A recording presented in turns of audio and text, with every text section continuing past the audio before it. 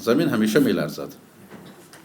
замин танҳо соли гузашта зиёда аз 26 000 заминларза ба қайд гирифта шуд ва дар 6 моҳи соли 2016 дар ҳисоботам ҳаст зиёда аз 11 000 заминларза ба қайд гирифта шуд. дастгоҳҳо кор мекунанд, мо қайд мекунем харитаи ҳар моҳа, ҳар 3 моҳа, ҳар 6 моҳаи заминларза бевосита тартиб дода мешавад.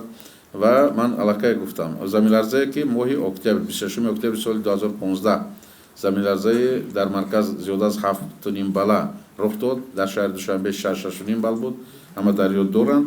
ва заминларзое ки баъд аз он шуда истодааст, яъни афтершок мегӯянд, яъни баъд аз як ба ангезиш омадани замин дар баъзе минтақаҳо ангезишҳои навбатӣ пайдо мешаванд ва ин ҳам маъмул аст.